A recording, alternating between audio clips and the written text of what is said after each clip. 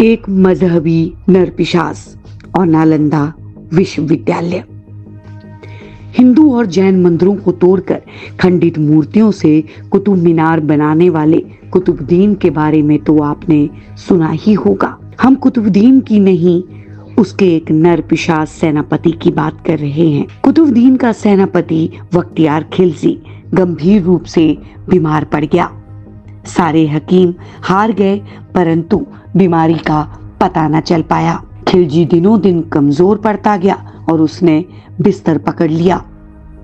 उसे लगा अब उसके आखिरी दिन आ गए हैं। एक दिन उससे मिलने आए एक बुजुर्ग ने ये सलाह दी कि मगध साम्राज्य में स्थित नालंदा विश्वविद्यालय के एक ज्ञानी शीलभद्र को एक बार दिखा ले, वो आपको ठीक कर देंगे। खिलजी तैयार नहीं हुआ। उसने कहा, मैं किसी काफिर के हाथ की दवा नहीं ले सकता हूँ, चाहे मर ही क्यों ना जाऊं।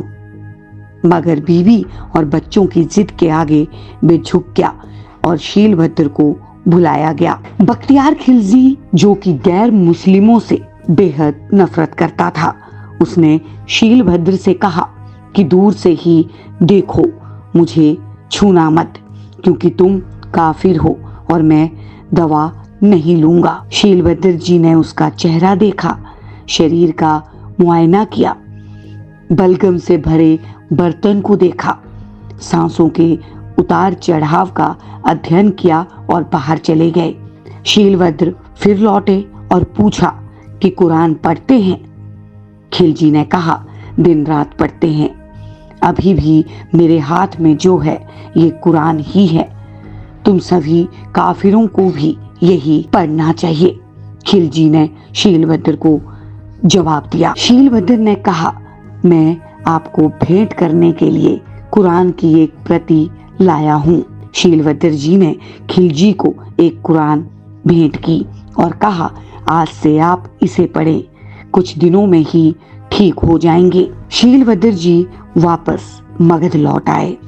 उधर दूसरे दिन से ही खिलजी की तबीयत ठीक होने लगी और एक हफ्ते में वे बिल्कुल ठीक हो गए। दरअसल शीलभद्र ने कुरान के पन्नों पर दवा लगा दी थी, क्योंकि शीलभद्र ने देखा कि खिलजी कुरान का पन्ना पलटने के लिए उंगलियों में थूक लगाकर गीला कर रहा था। दवा को उंगलियों से जीभ तक पढ़ने के दौरान पहुंचाने का ये अनोखा तरीका अपनाया गया था।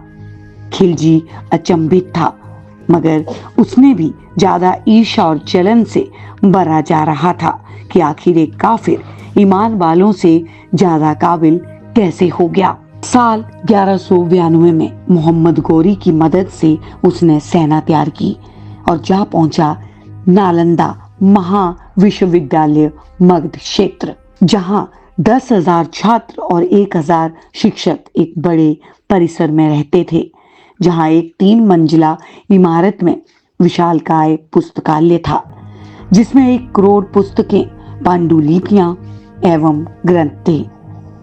खिलजी जब वहां पहुंचा तो शिक्षक और छात्र उसके स्वागत में बाहर आए, क्योंकि उन्हें लगा कि वे कृतज्ञता व्यक्त करने आया है। खिलजी ने उन्हें देखा और मुस्कुराया और तलवार से भिक्षु श्रेष्ठ की गर्दन काट दी। फिर हजारों छात्र और शिक्षक गाजर मूली की तरह काट डाले। खिलजी ने फिर ज्ञान विज्ञान के केंद्र पुस्तकालय में भी आग लगा दी। कहा जाता है कि पूरे 3 महीने तक पुस्तकें जलती रहीं।